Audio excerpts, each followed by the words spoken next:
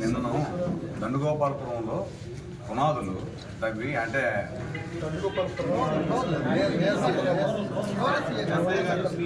సిఐగా మీకు చెప్పాలని చెప్తున్నాను.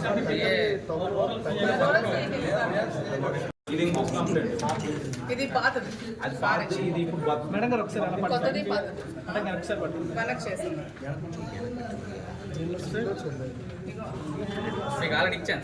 ఇచ్చారు ముందు పేపర్ అవి ఇచ్చేయండి, పెన్ డ్రైవ్ ఇచ్చేయండి. అవి పెన్ డ్రైవ్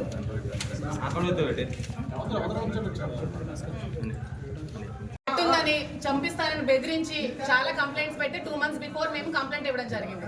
దాని మీద ఎటువంటి యాక్షన్ కానీ ఎఫ్ఐఆర్ కానీ ఫైల్ చేయలేదు.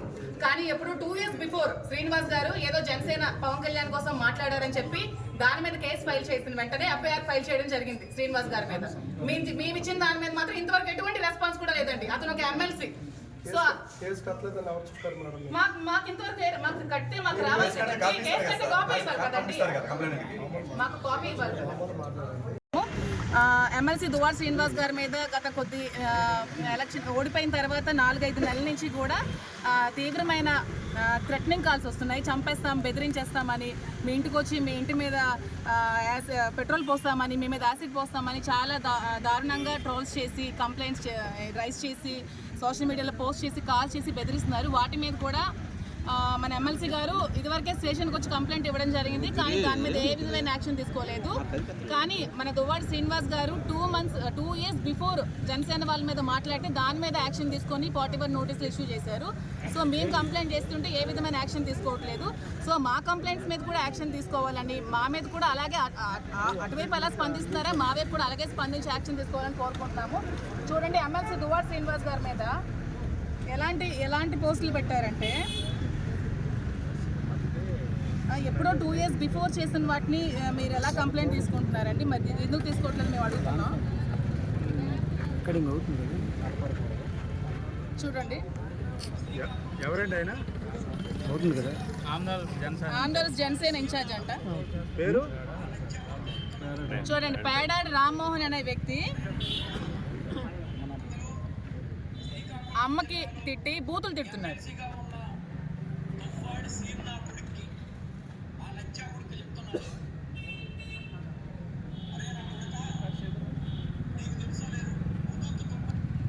ఇవి కనిపించట్లేదా? వీళ్ళు ఏమని తిట్టారండి జనసేన నాయకులు అని చెప్పుకొని? ఒక ఎమ్మెల్సీగా ఉన్న వ్యక్తికి ఇలాగే తిడతారా? మరి వీళ్ళ మీద ఏ యాక్షన్ తీసుకోరా? మేము కంప్లైంట్ ఇస్తే ఎందుకు యాక్షన్ తీసుకోవట్లేదు మేము అడుగుతున్నాం.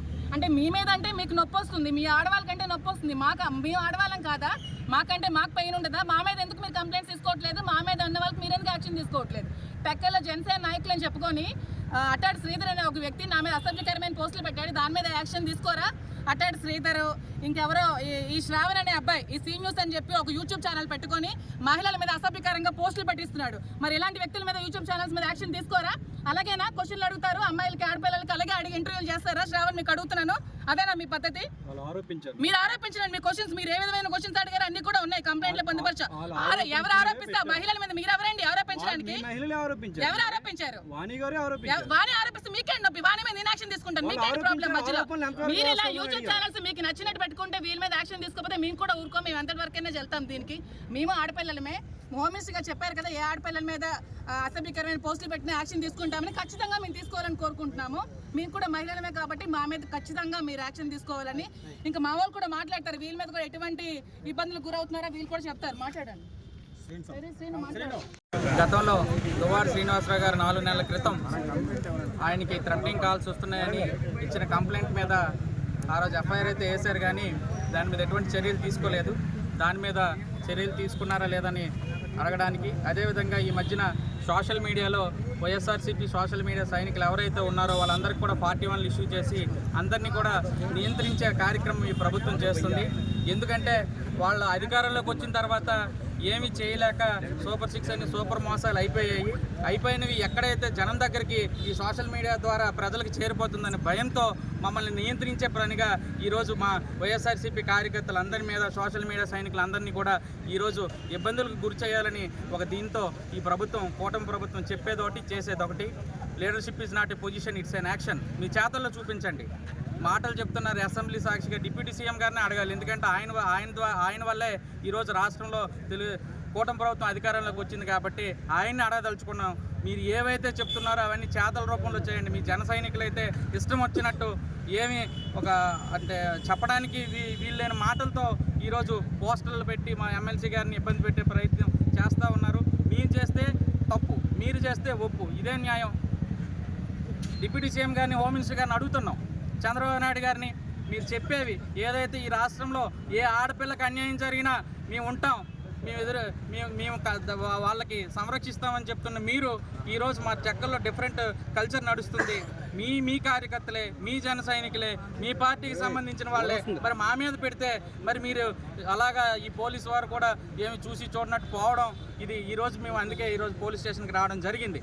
మీరు నియంత్రించాలని చూస్తే ఇంకా ముందుకెళ్తాం తప్ప ఆగే పరిస్థితి లేదు. వైఎస్ఆర్సీపీకి ఈ రాష్ట్రంలో ఏ రాజకీయ పార్టీకి లేని ఓట్ షేర్ ఉంది. మీరు ముగ్గురు, మీ ఒక్కలం, మా శక్తి మీకన్నా ఎక్కువ. మమ్మల్ని రెచ్చగొడితే ఇంకా ముందుకెళ్తుంది కథ తప్ప అనవసరంగా ప్రజాస్వామ్యాన్ని దెబ్బతీసే పని, పరిపాలన చక్కగా చేయండి. మీకు మంచి మ్యాండేట్ ఇచ్చారు, మీరు చెప్పినవన్నీ చేసి మీరు నిబద్ధత చాటుకోవాలి తప్ప మమ్మల్ని నియంత్రించి మా కార్యకర్తల్ని అల్లరి చేయాలంటే చూస్తే వైఎస్ఆర్ కాంగ్రెస్ పార్టీ టెక్కల్ నియోజకవర్గంలో మేము ఆగేది లేదని ఈ సందర్భంగా తెలియజేస్తాం.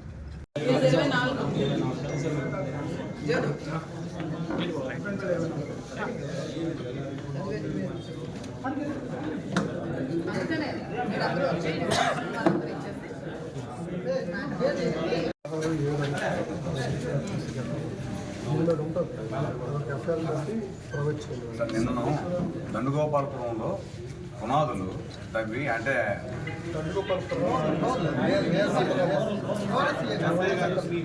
సేగా మీకు చెప్పాలని చెప్తున్నాను.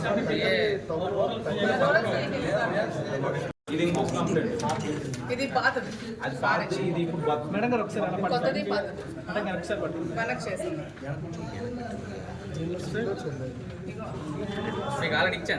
ఇచ్చారు ముందు పేపర్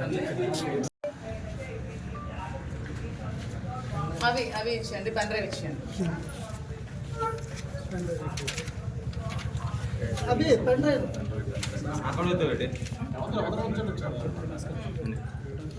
ఉంటుందని చంపిస్తారని బెదిరించి చాలా కంప్లైంట్స్ పెట్టి 2 months బిఫోర్ మేము కంప్లైంట్ ఇవ్వడం జరిగింది. దాని మీద ఎటువంటి యాక్షన్ కానీ ఎఫ్ఐఆర్ కానీ ఫైల్ చేయలేదు. కానీ ఎప్పుడు 2 years బిఫోర్ శ్రీనివాస్ గారు ఏదో జనసేన పవన్ కళ్యాణ్ కోసం మాట్లాడారని చెప్పి దాని మీద కేసు ఫైల్ చేసిన వెంటనే ఎఫ్ఐఆర్ ఫైల్ చేయడం జరిగింది శ్రీనివాస్ గారి మీద. మేము ఇచ్చిన దాని మీద మాత్రం ఇంతవరకు ఎటువంటి రెస్పాన్స్ కూడా లేదండి. అతను ఒక ఎమ్మెల్సీ. సో మాకు ఇంతవరకు మాకు కట్టి మాకు రావాల్సింది కేసు కట్టి కాపీ ఇవ్వాలి కదండి, మాకు కాపీ ఇవ్వాలి.